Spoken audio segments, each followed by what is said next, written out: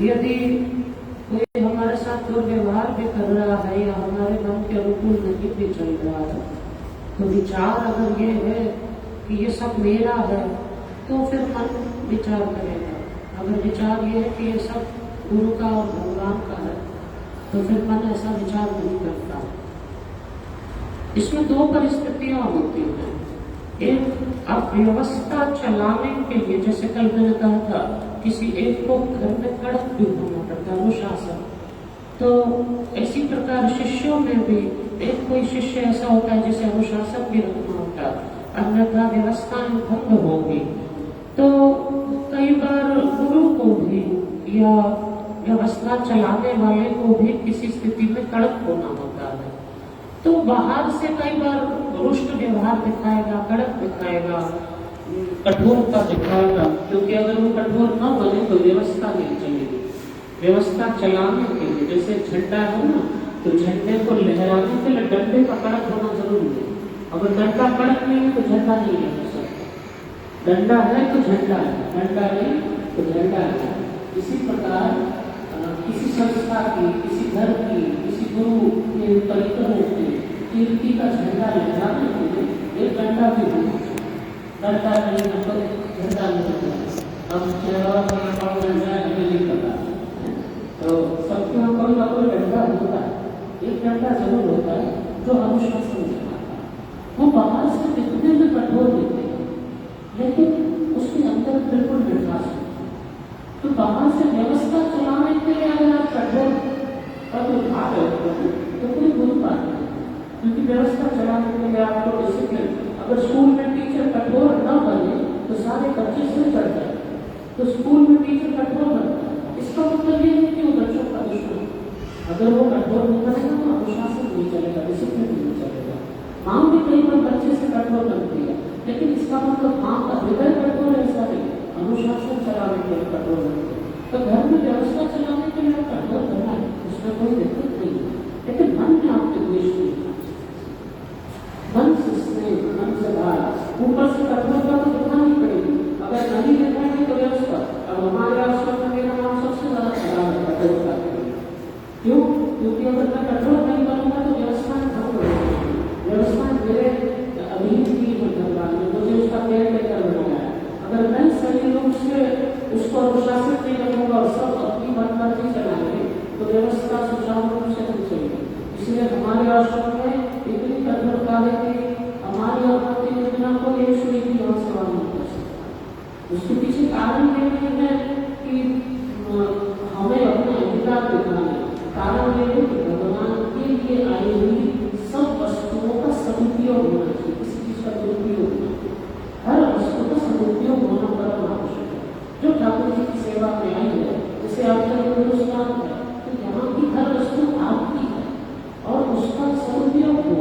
वो सब भगवान की सेवा में, जय बाबा की सेवा में, आने वाले अतिथियों की सेवा में सही तरह से जाए, अच्छे से जाए, सब संतुष्ट होकर जाए। यहाँ से जाने के बाद किसी को कोई शिकायत न रहे कि मुझे अच्छे से नहीं पूछा या मेरी व्यवस्था नहीं हुई। ये भाव मन में जब आएगा तो आप हर वस्तु का सदुपयोग करेंगे। कई बार आश्रमों में ऐसा हो जाता है, लाइट चालू रखते हैं, मुझे क्या करना, जिसको बंद करना वो करेगा, जिसका जिम्मेदार है वो करेगा। इसका मतलब आप उसको अपना नहीं सकते। अगर अपना सकते तो आप सोचेंगे भले लाइट किसी को चलाए, पर बिल तो हमें भरना है ना, आश्रम को नहीं भरना है, तो हम बटन को बंद करने की सोचेंगे। तो जहाँ अपनापन आएगा वहाँ व्यवस्थाओं को बंद नहीं किया जाएगा कि लाइट है, कहीं पानी है, इसका दुरुपयोग न हो, पानी की बॉटल आ रही है, इसका दुरुपयोग न हो, हर वस्तु का सदुपयोग। तो सदुपयोग होगा, अगर नहीं हो रहा है तो कहीं जो अनुशासन चला रहा है, व्यवस्था दे रहा है, उसको कठोर भी होगा। अब वो बाहर से अगर कठोर होगा, आप सोचेंगे बड़े कठोर लेते तो कठोर नहीं है, उसकी मजबूरी है, उसको कठोर होकर व्यवस्थाएं चलाने के लिए। लेकिन अंदर से उसको नहीं है, नारियों जैसा ऊपर से कठोर, अंदर से नहीं जा पाना। तो घर में भी ऐसा करता है, समय पर कठोर भी हुई है, जरूरत पड़े, लेकिन अंदर से द्वेष भी, अंदर से प्रेम की धारा है।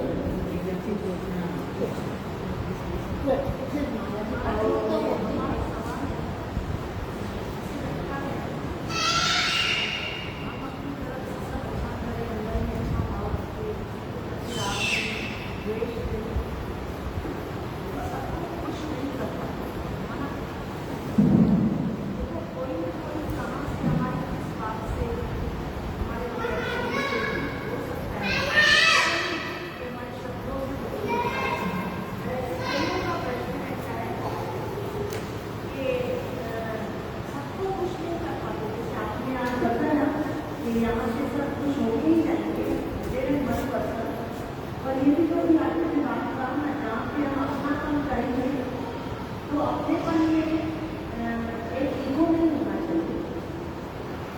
ईगो आएगा तो वो खराब हो जाएगी।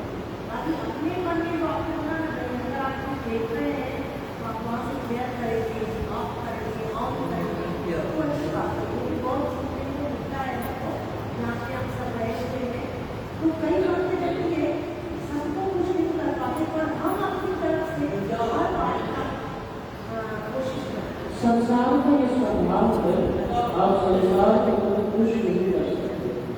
इसीलिए हमें संसार को कभी खुश करने का प्रयास नहीं करना। हमें प्रयास करना हमारे गुरुदेव को भगवान है। अगर हमारे गुरुदेव खुश है तो ये मान लीजिए कि हमारे साथ सब खुश है। आप एक एक इंडिविजुअल को बाहरी स्तर पर खुश नहीं कर सकते। बाहर की व्यवस्था में व्यवहार में शायद न खुश कर पाए, लेकिन अंदर से उसको जो मिलना चाहिए वो मिल रहा है। जिसके लिए जिस उद्देश्य से वो घर से यहाँ आया वो उसको मिल रहा है, इसका हमें ध्यान रखना है। बाकी खाने पीने की व्यवस्था है, ये छोटी मोटी बातें ऊपर की है, औपचारिक फॉर्मेलिटी ये तो चलती रहती है। इसमें आप कभी किसी को सुखी रख नहीं सकते। घर के सिर्फ 4 सदस्य तो भी आप उसको सुखी देंगे, तो यहाँ को हजारों को सुखी रखना है, तो कभी संभव नहीं है, कभी प्रैक्टिकल नहीं है। इसीलिए बाहर की चीजों पर मत सोचिए, अंदर के लिए जिसलिए वो यहाँ आ रहा है वो उसको मिल के कोशिश कर रहे हैं।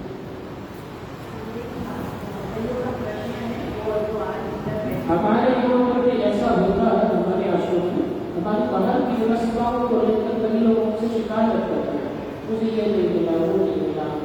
आपस में गुरु भाई भी एक दूसरे से कभी कभी अस्त व्यस्त हो जाते हैं, शिकायत करते हैं, क्योंकि संसार का वो स्वभाव है, माया का प्रपंच है और जीव माया को लेकर के आश्रम आता है, माया को छोड़कर नहीं आता।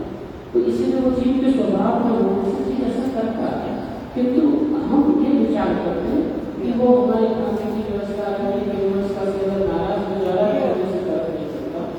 जिसलिए वो घर छोड़कर यहाँ आया तो वो चीज हम उसको देखा ही नहीं देता है। इस चीज का चिंतन हम ज्यादा नहीं करते। इसका मतलब ये नहीं कि बाहर की व्यवस्थाओं को नहीं देते, हम अपनी ओर से प्रयास करते हैं कि अच्छे से व्यवस्था दें। किंतु कहीं अगर व्यवस्था बंद नहीं हो रही है तो हम उसको ज्यादा सीरियस नहीं है। हमारा मूल उद्देश्य होता है वो साधना करने यहाँ आया है, उसको साधना नहीं देखना बहुत जरूरी है। अब रोटी खाने तो यहाँ आया नहीं है, हाँ उधर भरना है, पेट भरना है, पेट भरने के लिए उसकी व्यवस्था लेकिन इस पर ध्यान दिया जाता है। अब वो सोचे कि यहाँ आकर मुझे अच्छे अच्छे देश की कहानी करते हैं और पूरा दिन उसी में बताऊँ, तो उसके लिए तो हम कहते नहीं हैं कि आपको अच्छे से भोजन कराया है। हमारा उद्देश्य है कि आपको साधना कराई जाए। होटल तो है नहीं, सत्संग का स्थल है, तो सत्संग मूल है। अगर वो सत्संग उसको मिल रहा है तो बाकी व्यवस्थाओं को हम कौन मानते हैं, मूल नहीं मानते। बाकी व्यवस्थाएं कौन है, मूल है, उसको सत्संग मिलना चाहिए, वो उसको अच्छे से मिल रहा है कि नहीं मिल रहा है। अब जहाँ तक शरीर की सुख की बात है तो शरीर कभी संतुष्ट नहीं होता। शरीर का जो आप इसको कितने कंफर्ट में देने की कोशिश करिए, this would never be satisfied. मुझे फुल कंफर्ट जोन मिला, कभी नहीं सेटिस्फाइड होगा। हर जगह अगर आप उसको अच्छे से सोना देंगे तो बोलेगा खाना अच्छा नहीं है, चलाना नहीं है तो नहाना अच्छा नहीं है। मतलब मैंने तो ऐसा एक्सपीरियंस किया है कि जब हम टीमों में जाते हैं लोगों को लेकर तो ऐसे ऐसी कंप्लेंट्स हमारे पास आती है, सब अच्छा है, बाकी में बात अच्छा है, सब अच्छा है, पैर पोछने वाला गीला है, पैर पोछने वाला अच्छा नहीं है, यहाँ तक की कंप्लेंट्स लेकर आते हैं। तो हम ये सोचते हैं कि मतलब आपका चेतन जो है, आपकी कॉन्शियसनेस जो है वो भी तो यही चीजों में ढूंढा है। आपकी कॉन्शियसनेस अब तक अप्रेस नहीं है, अब तक वो यही ढूंढ रही है कि मेरे को क्या अनकंफर्ट मिल रहा है, क्या कंफर्ट मिल रहा है उसको क्यों नहीं देखते, क्या अनकंफर्ट मिल रहा है उसको क्यों देखते। इम्पोर्टेंट ये है कि आधा ग्लास खाली है, इम्पोर्टेंट ये है कि आधा ग्लास भरा हुआ है। तो जो भरा है उसको ढूंढो ना, जो खाली है उसकी दृष्टि क्यों डालते हो। भरी चीजें डालते मेरे गुरु के दरबार में कितना भरा हुआ है, मेरे दरबार में कितनी कृपा है, मेरा दरबार गुरु का कितना भरा हुआ है। भरी चीजों को ढूंढो, तो खाली पर कभी नजर नहीं आएगा, खाली पर नजर नहीं आएगा तो शिकवा शिकायत करेंगे, शिकवा शिकायत कभी होते जब खाली चीजें ढूंढी जाती है। भरी चीजों को ढूंढो, शिकवा शिकायत कभी नहीं मिलेंगे और गुरु के दरबार में प्रेम की धारा बहती हुई अनुभव कर पाएंगे। अगर खाली चीजें ढूंढ करेंगे तो उसी में लगे रह जाएंगे और पूरी जिंदगी वेस्ट हो जाएगी। फिर खाली इसलिए जो मिला है उसको लेने के लिए, जिसके लिए आए हैं उसको जमा करें, बाकी चीजें तो संसार में मिल जाएंगी, जिसको लेने आए हैं उसको जमा करें।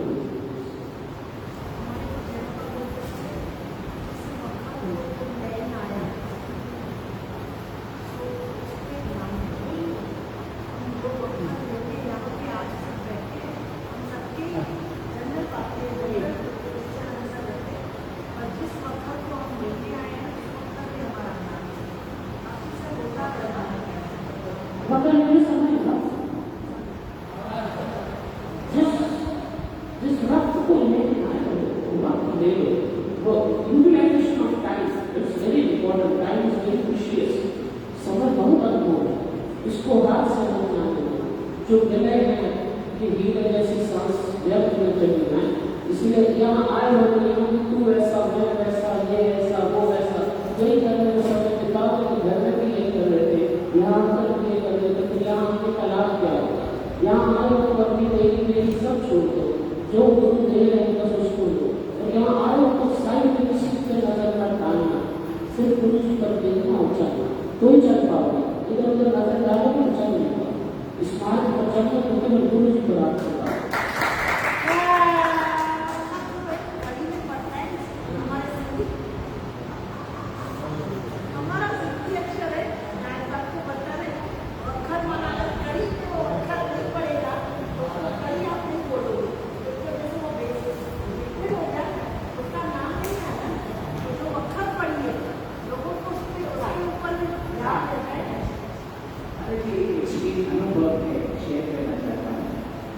हमने ऑब्जर्व किया है, कोई भी सच्चा स्थान पे जब कोई भी आता है तो उसको चोट मिलता ही मिलता है। एक बार हम सत्संग में थे शांति कुंज में, तो बहुत एक ऐसा आया था, बड़ा मस्त गाता है भजन, और 100 आदमी के सामने मस्त गाता है, आता है। और मैं जय बाबा का दर्शन करने को आया हूँ, सब आदमी ऐसा वो किया। फिर एक लेडी आके उसको जय बाबा के सामने चिल्लाने लगा कि भाई तुम क्या बोलता है, अगर हाथ ऊपर नहीं किया तो भगवान आपका बेड़ा पार नहीं करेगा। ऐसा तो उसको इतना सा लगा कि सबके सामने वो लेडी अंदर उन्होंने बोला, और फिर वो जय बाबा के पास जय बाबा को देखा, माँ मैं तो आपके लिए आया हूँ, ये सब क्या बोल रहा है, वो तो फ्रीज हो गया था। और फिर उसको ठीक है थोड़ा सा प्यार देके, लेकिन देखो कठोरता में उसने कहा मैं नहीं आऊँगा। बहुत टाइम के बाद फिर वापस वो आया, बहुत टाइम के बाद, सालों 1, 2, 3 साल। अभी एक बार ना महाराज स्वामी साधु स्वामी दादा दर्शन के पास गए थे, और उन समय उनका 96-97 बर्थडे का सेलिब्रेशन था, और बहुत जाकर उधर सेवा करने लगा, पिक्चर बनाए, दादा के सामने भजन गाए।